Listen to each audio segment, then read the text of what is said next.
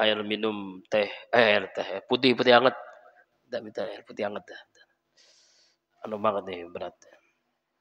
Tunggu dulu ya. Tunggu dulu bang. A'udzubillahi minasyaitonirrajim.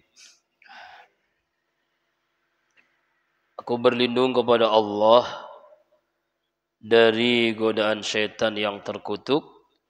Bismillahirrahmanirrahim. Dengan nama Allah yang Maha Pengasih lagi Maha Penyayang. Wa idz najainakum ay aba'akum wal khitab. Nah, ini dalam tafsir Jalalain ya. Wa idz najainakum, dan ingatlah ketika kami menyelamatkan kalian semua. Maksudnya Bani Israel, ini masih menjelaskan tentang Bani Israel. Yasumunakum, mereka menimpakan kalian su'al azab, sejelek-jeleknya, seburuk-buruknya siksaan. Yuzabihuna, mereka menyembelih abnaakum, anak-anak laki kalian. Wa yastahyuna, dan mereka membiarkan hidup nisaakum, anak-anak perempuan kalian. Wa fi zalikum, dan di dalam bentuk siksaan itu balaun, itu bala, cobaan. Ya, bala mir rabbikum azim, dari Allah Tuhan kalian yang sangat agung. Sudah aja. Allah Subhanahu wa taala berfirman di dalam surah Al-Baqarah 49 ini melanjutkan tentang kisah Bani Israel. Jadi kaum Bani Israel yaitu yang mengikuti Nabi Musa alaihissalam. Jadi umatnya Nabi Musa. Jadi orang-orang Yahudi, umatnya Nabi Musa alaihissalam. Alhamdulillah. Kami selamatkan dari Fir'aun yang menimpakan kepada mereka. Jadi ayat ini menjelaskan Bani Israel ini diperintahkan Allah di ayat-ayat yang sebelumnya minggu yang lalu untuk bersyukur atas nikmat yang Allah berikan.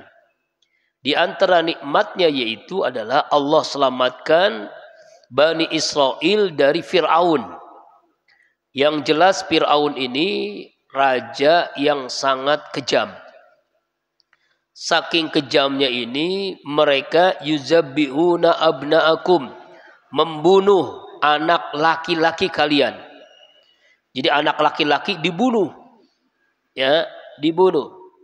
Sedangkan wa yastahyuna nisakum, dibiarkan hidup anak perempuan kalian. Ini berbeda dengan jahiliyah Quraisy. Kalau jahiliyah Quraisy itu anak perempuan dikubur hidup-hidup. Kalau zaman Fir'aun justru anak laki-laki yang dibunuh. Kenapa begini? Karena Fir'aun itu pernah bermimpi. Mimpinya itu yang melihat api yang keluar dari Baitul Maqdis. Api itu memasuki orang-orang Kipti di Mesir kecuali rumahnya Bani Israel. Makna mimpi tersebut yaitu menurut ahli pakar mimpi ya, tukang-tukang sihirnya, penasehat-penasehatnya Fir'aun adalah kerajaan Fir'aun ini akan lenyap melalui tangan seseorang laki-laki yang berasal dari Bani Israel. Kemudian disusul juga laporan orang-orang dekatnya saat membicarakan itu Bani Israel sedang menunggu lahirnya seorang bayi di antara mereka yang mereka akan meraih kekuasaan dan kedudukan yang tinggi. Sejak itulah Fir'aun memerintahkan seluruh kalangan Bani Israel yang lahir. Jadi dia itu punya Kopassusnya kira-kira begitulah. Punya Satpol PP-nya Fir'aun, semua yang mau melahirkan disurvei, dilihat. Yang hamil disurvei, kemudian datang kepada yang mau melahirkan, dilihat laki atau perempuan. Kalau laki langsung dibunuh dengan disembelih. Yuzabbihuna abnaun, disembelih. Jadi kayak seperti kambing disembelih. Yuzabbih itu artinya menyembelih. Jadi laki-laki itu harus disembelih. Ya, jadi semua bayi laki-laki disembelih, berawal dari mimpi. Ya itu. Tapi anehnya yang perempuan itu dibiarkan hidup. Ya. Bukan hanya itu, kalau yang sudah besar laki-laki Bani Israel disuruh kerja rodi, kayak dulu zaman penjajahan Indonesia ini oleh Belanda, oleh Jepang itu kerja kan, ada romusa, ada rodi gitu kan, tanpa upah, semua kerja laki-lakinya tuh. Nah inilah makanya jelas sangat-sangat kejam itu si Fir'aun ini. Nah, dijelaskan dalam tafsirnya Ibnu Katsir, siapa sih Fir'aun? Fir'aun itu adalah gelar raja Mesir. Ya. Jadi gelar. Jadi bukan nama orang. Kalau nama orangnya yang bernama Walid bin Musab bin Rayyan. Ada yang mengatakan Imlik bin Aud bin Iram bin Sam bin Nuh. Ini keturunan Nabi Nuh. Namanya Imlik atau Walid. Ya, Walid masih ya. Jadi kalau di Romawi itu namanya Kaisar. Kalau di Persia namanya Kisrah. Kalau di Yaman namanya Tuba. Kalau di Najasi namanya Habasah. Kalau di India namanya Potelemus. Itu nama-nama rajanya. Jadi gelar rajanya itu macam-macam. Nah, Fir'aun ini nama gelar raja Mesir. Pokoknya semua raja Mesir waktu itu namanya Fir'aun. Tapi yang dimaksud Fir'aun di sini adalah raja yang hidup di masa Nabi Musa alaihissalam. Ya, begitu Pak. Jadi bukan namanya Fir'aun, bukan, itu gelar raja. Nama aslinya bukan Fir'aun. Ya. Wa fi zalikum bala. Demikian itu adalah bala. Apa ini bala? Ujian, cobaan. Ya, cobaan untuk umatnya Nabi Musa alaihissalam.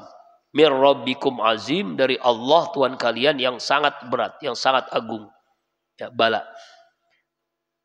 Namanya bala itu ablu balaan. Dijelaskan dalam tafsir Ibnu Zarir, balautuhu ubluhu. Ya, ada juga kalau balaun itu namanya ujian atau cobaan yang sangat buruk. Sedangkan iblaan atau balaan itu adalah ujian yang baik. Nah, itu. Jadi ada penjelasan ulama dalam tafsir Ibnu Katsir tentang kalimat bala. Ya, bala itu kalau kita ya bencana, cobaan, ya gitu. Sebab macam-macam, Pak. Musibah bencana itu kemungkinannya 3 kan.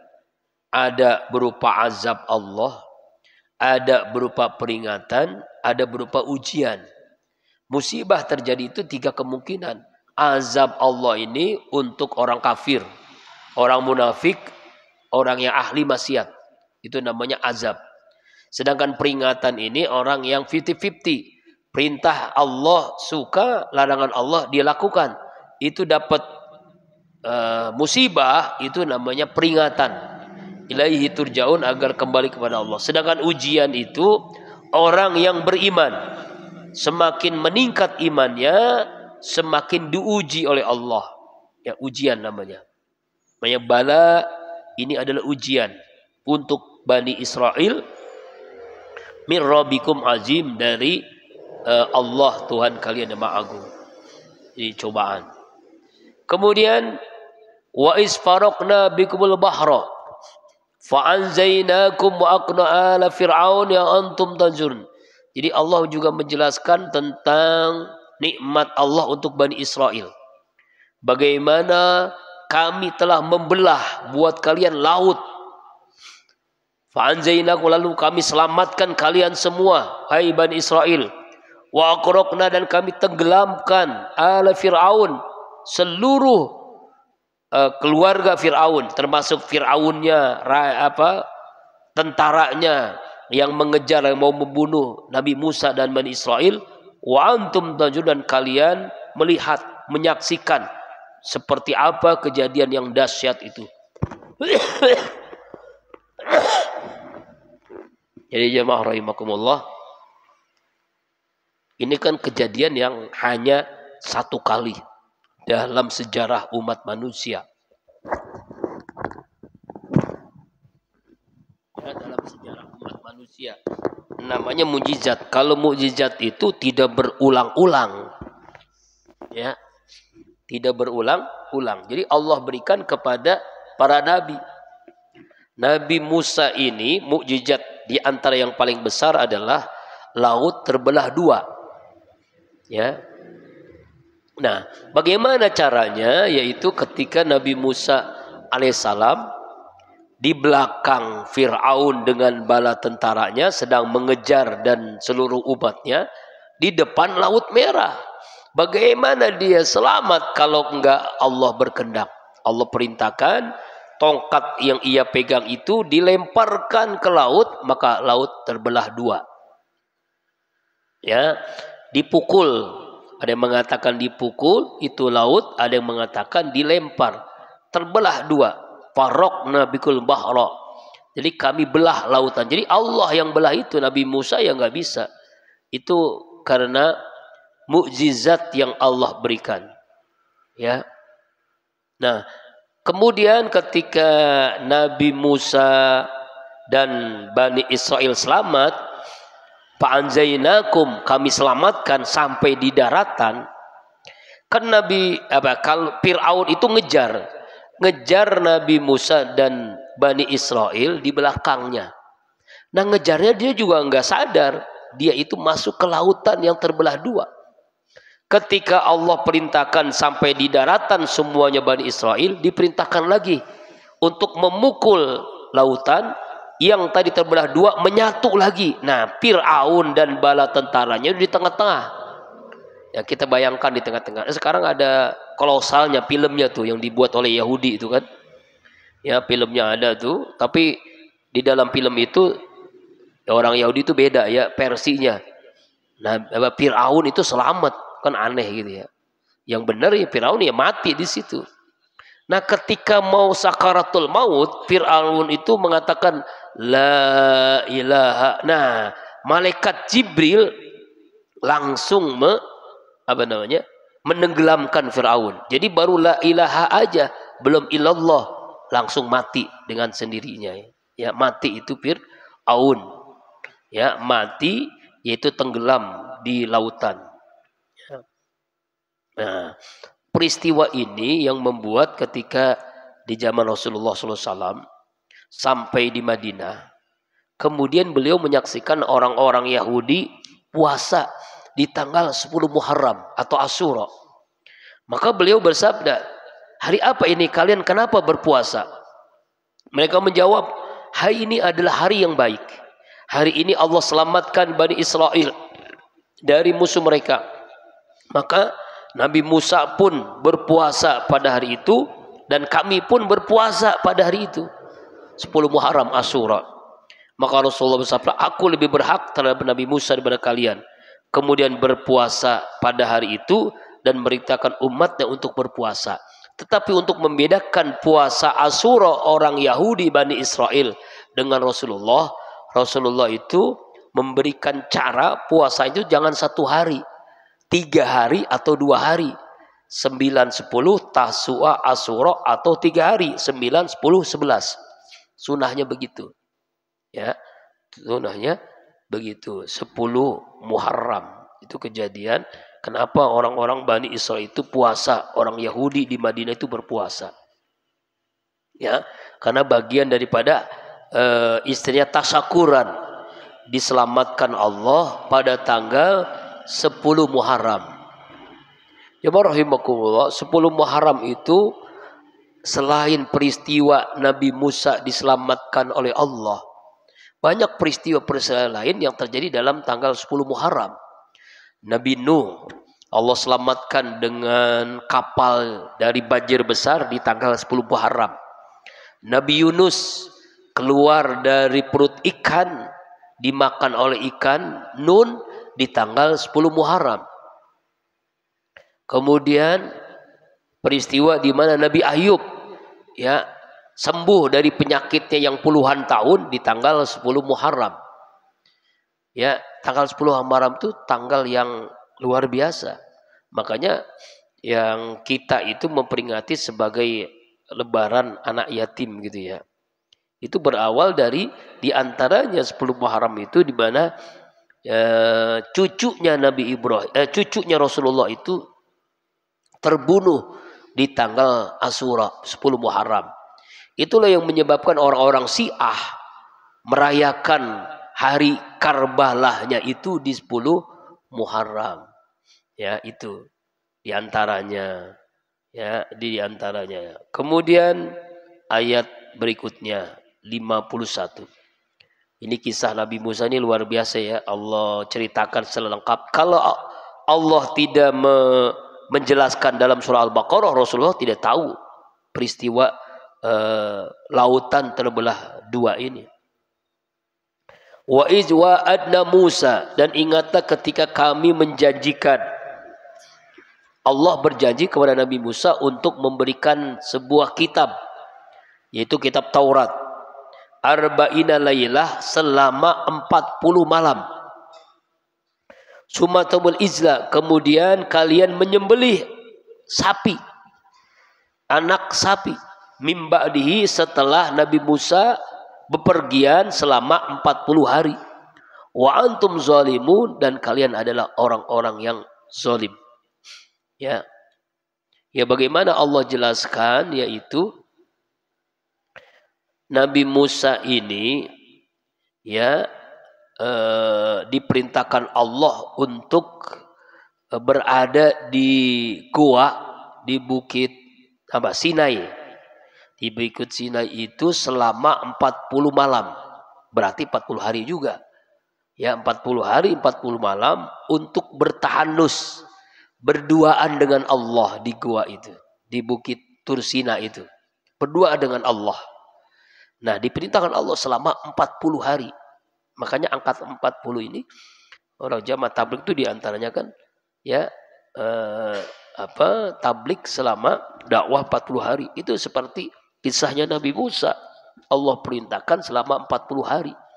Ya, 40 hari Nabi Musa. Ada yang mengatakan dalam tafsir Jalalain, tafsir Ibnu Katsir, yaitu bulan Dzulqa'dah dan bulan Dzulhijjah. Bulan Dzulqa'dah 30 hari ditambah bulan Dzulhijjah 10 hari, jadi 40 hari. Gitu. Ini terjadi setelah selamat dari kejaran Fir'aun. Jadi setelah Nabi Musa, Bani Israel selamat, Allah perintahkan Nabi Musa untuk bertafakur lah ya di gua. Ya, sama seperti Rasulullah SAW itu di gua Hira.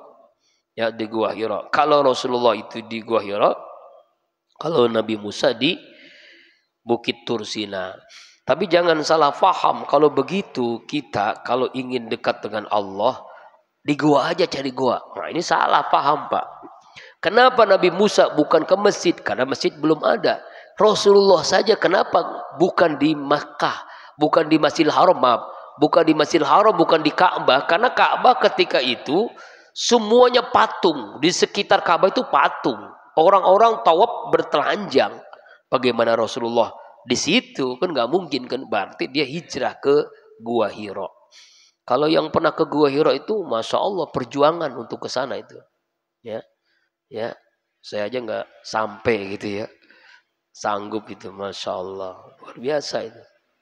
Terjal, ya sulit tuh. Jadi kalau nanti insya Allah kalau misalnya Allah karuniakan bisa umroh, pengen ke sana gitu ya. Soalnya gagal 2 kali gitu ya, gagal 2 kali ke sana. ke Gua Hira itu. Nah, kemudian diceritakan dalam tafsir Ibnu Katsir bahwa selama 40 hari itu Nabi Musa berada di Bukit Tursina. Kemudian karena ditinggalkan oleh Nabi Musa umatnya ini, kan diperintahkan jangan menyembah selain Allah, harus menyembah Allah. Tapi ada salah seorang dari Bani Israel ini memerintahkan, kita sudah lama ditinggal Nabi Musa, nggak sabaran dia.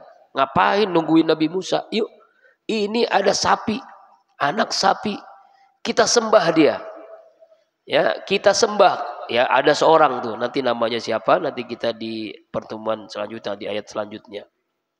Kemudian Samiri namanya ya Samiri itu nanti lebih lengkapnya di kisah selanjutnya, di ayat selanjutnya. Kemudian ya mereka ini bukan menyembah Allah lagi, jadi menyembah anak sapi, anak lembu. Anak sapi ini bisa ngomong, ya. Awalnya patung lalu patung berbentuk sapi disembah oleh mereka itu. Jadi udah kan menyembah Allah lagi. Mereka udah kafir tuh. Summa afauna, kemudian kami maafkan, Allah ampuni ankum atas dosa-dosa kalian. Jadi Allah ampuni dosa-dosa orang-orang yang menyembah anak sapi tadi. Ba'da jalika, setelah menyembah itu. La'allakum tashkurun, agar kalian bersyukur atas nikmat Allah. Ya, agar kalian bersyukur atas nikmat Allah. Allah mengampuni dosa orang-orang yang menyembah anak sapi. Jadi salah itu taubat tentunya ya. Wa id ataina Musal kitab. Ingatlah ketika kami memberikan kitab, yaitu kitab apa? Taurat. Wal furqan, dan furqan, arti kitab Taurat itu kitab yang bisa membedakan yang baik dengan yang buruk, yang halal dengan yang haram. Ya, seperti kita hari ini membaca Al-Qur'an.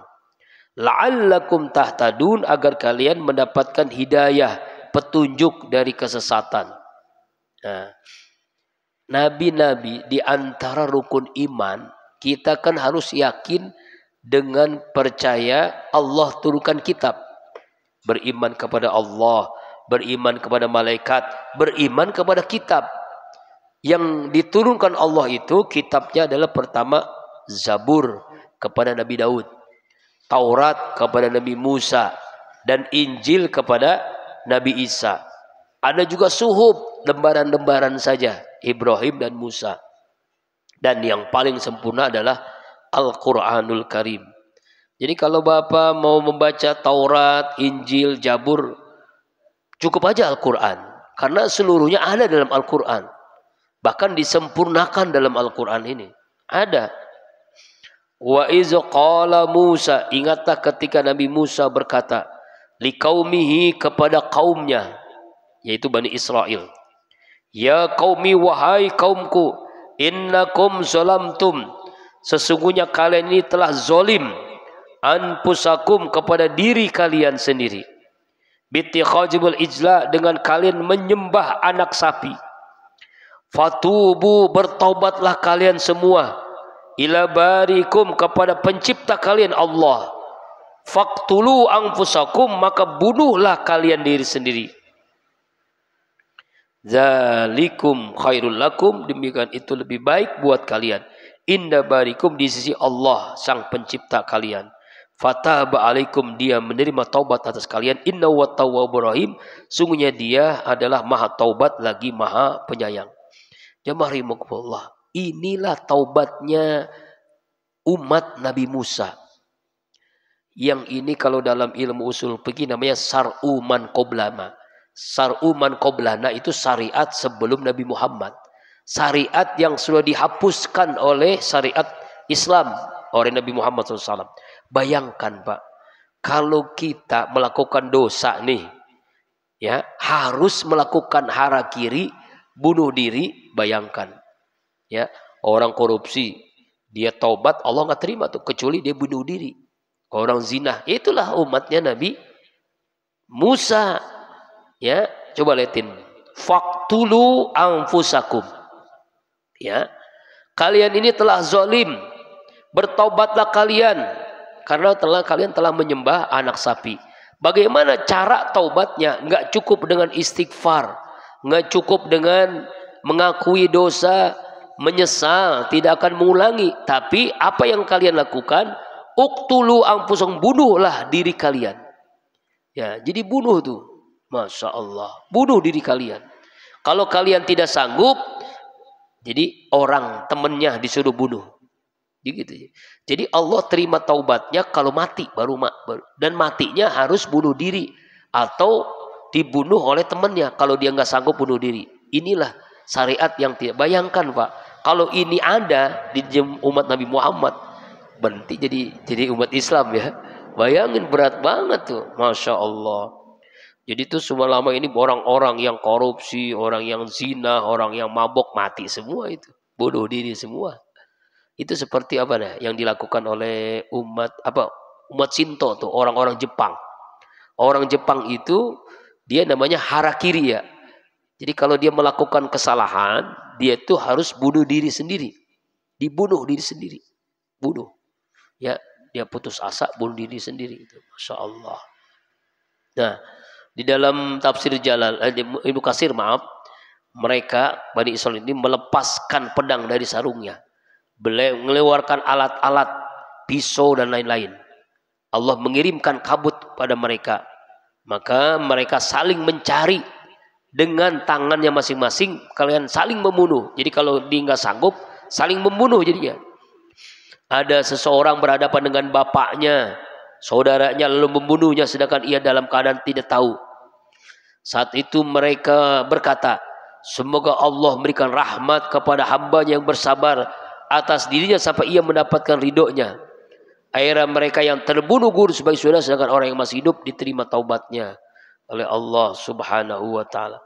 Jadi ketika kejadian itu di dalam tafsir Ibnu Katsir, Allah turunkan kabut. Ya, gelap gitu. Jadi nggak ketahuan, mereka saling bunuh. Baik bapaknya, saudaranya, kakak adiknya saling bunuh tuh. Karena mereka menyembah anak sapi kan. Ya, anak sapi. Lalu tapi di sini ada. Kenapa? Ya iya mati semua. Ya udah aman iya. Sama seperti ada di zaman Rasulullah ini ada seorang perempuan. Ya Rasul, saya telah berzina. Saya mau dirajam. Rajam itu artinya hukuman bagi orang yang berzina sudah menikah sampai mati. Rajam itu sampai mati. Kata Nabi, tunggu dulu, kamu sedang hamil, nanti tunggu anaknya sampai melahirkan. Setelah dia melahirkan, dia datang kepada Nabi, saya siap dirajam, saya tidak mau dosa saya ini Allah nggak ampuni. Masya Allah, dirajam sampai mati. Itu hukuman namanya, sampai sekarang masih ada. Jadi nama hukuman zina itu ada rajam. Rajam itu artinya orang dilempari batu sampai mati. Sampai mati, Pak. Itu di Afghanistan berlangsung sampai sekarang. Sampai mati. Gitu. Jadi kalau dia tidak ridho dengan hukuman itu, ya dosanya tidak diampuni. Misalnya dia punya suami, dia punya istri, dia selingkuh. Kan ada sekarang lagi rame. Selingkuh sama mertuanya, selingkuh sama temannya. Lalu dia ingin bertaubat kepada Allah. Caranya adalah dia dirajam sampai mati. Kalau belum dirajam ya belum diterima taubatnya. Kalau itu hukum Islam berlaku. Kalau kita kan belum. Hukum pidana Islam sampai hari ini di Indonesia belum berlaku.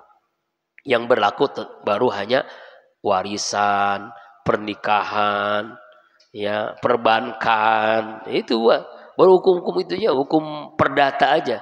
Hukum pidana Islam itu sampai hari ini belum memakai hukum Islam, baru memakai hukum Belanda. Ya. Iya sampai sekarang kan. Iya. Dzalikum khairul lakum inda barikum. Demikianlah kalau kalian melakukan itu, kalian membunuh diri kalian atau membunuh orang yang melakukan menyembah itu, maka itu lebih baik buat kalian inda barikum, di sisi Allah. Ya, di sisi Allah. Fataba alaikum, maka Allah menerima taubat kalian. Innahu tawwabur rahim, sungguhnya Allah penerima taubat lagi Maha Penyayang. Ini syariat yang tidak berlaku di umat Rasulullah. Allahu Akbar. Alhamdulillah. Kalau kita melakukan dosa, syaratnya pertama jangan diulangi, yang kedua menyesal, yang ketiga memperbaiki diri dengan kebaikan-kebaikan yang baru. Ya. Kemudian ayat 55. Wa id qultum ya Musa lan nu'mina laka hatta narallah jahratan.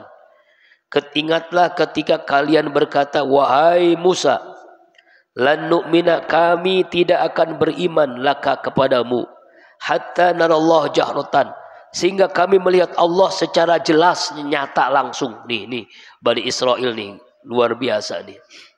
Ya, pengen melihat Allah dengan kasat matanya, ingin melihat Allah dengan mata kepalanya.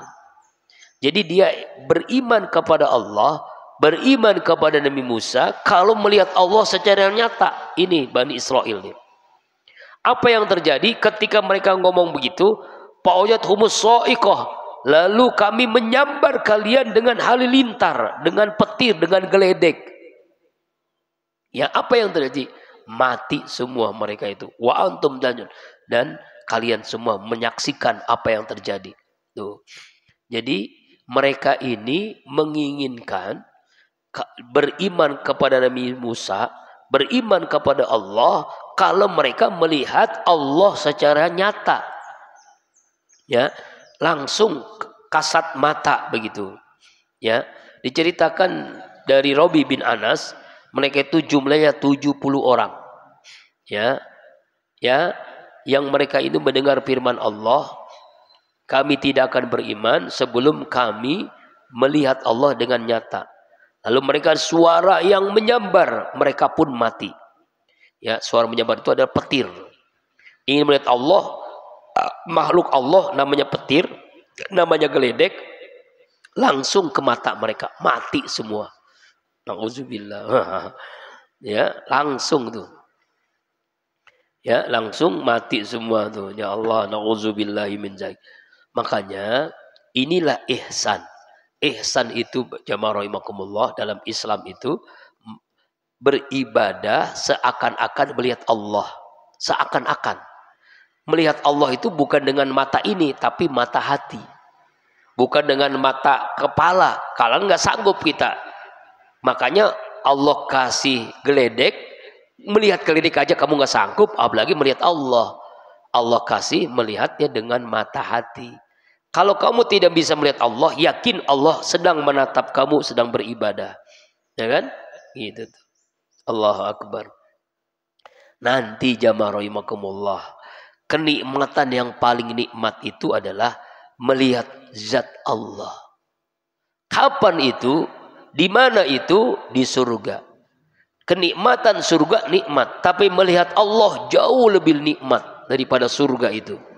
Kita menikmati kenikmatan surga ini, wow, luar biasa nikmat ada. Tapi melihat Allah, lupa semua tuh dengan surga yang kita dambakan. Nah, itulah Allahu Akbar.